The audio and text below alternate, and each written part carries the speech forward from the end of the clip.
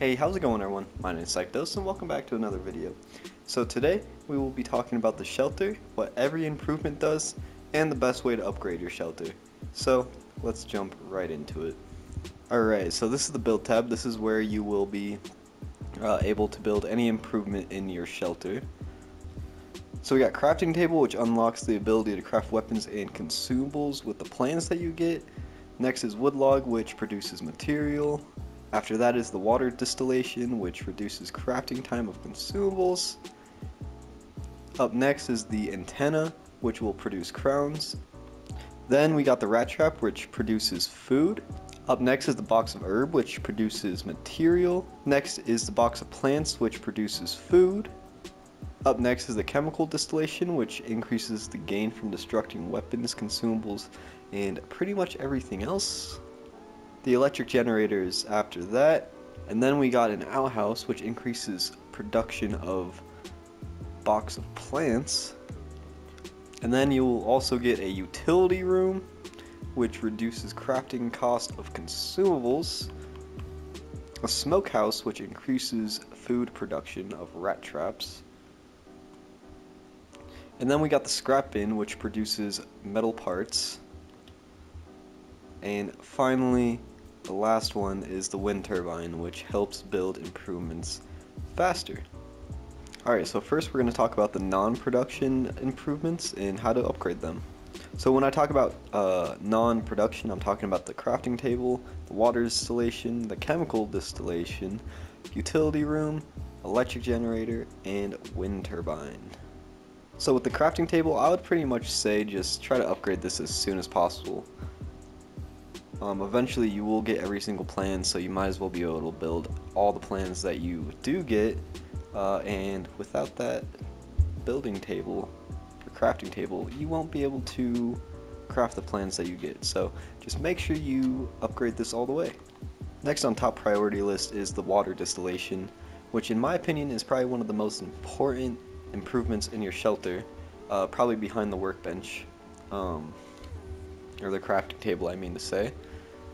This thing will let you instantly craft consumables when it's fully maxed out, which is very nice, especially in the late game, which is what you're really building these for, is for the late game. So yes, put this as a top priority as well. After that is the chemical distillation. This thing isn't really too useful if you find yourself deconstructing a lot of things, or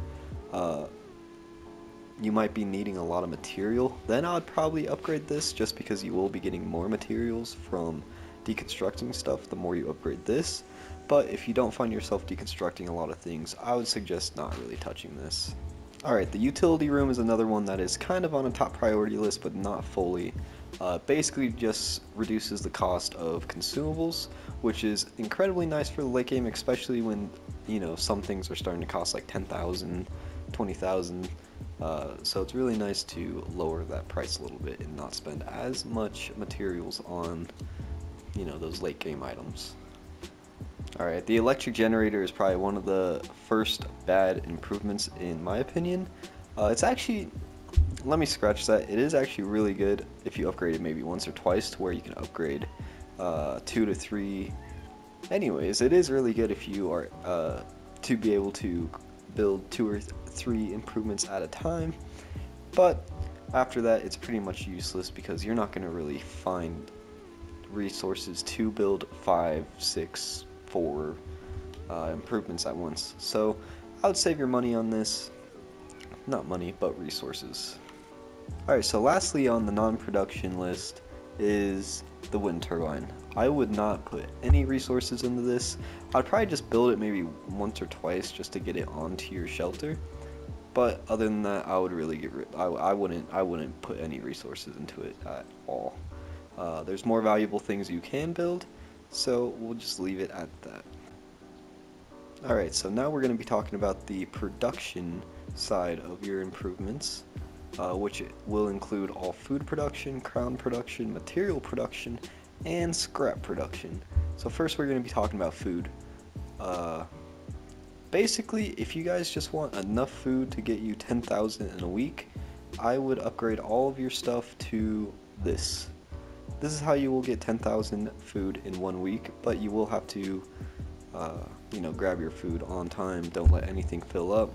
I usually like to have everything maxed out in your food just because you want to have enough leeway to get 10,000. Maybe if you don't get on for like a day or two or something, I don't know, man. It's just not bad to upgrade this more, in my opinion. Alright, so I'm going to talk about the material production part of your improvements. First I'm going to talk about the wood log. The wood log really is not that good. It does produce a lot of material, but the storage of that material is not that good. As you can see, I have a level 9, and it's barely even 1800.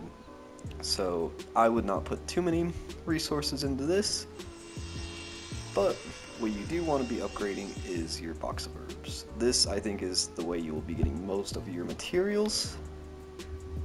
But yeah, it just has a way bigger storage, so it can hold a lot more things, and you won't have to be wasting more material by not looting your resources.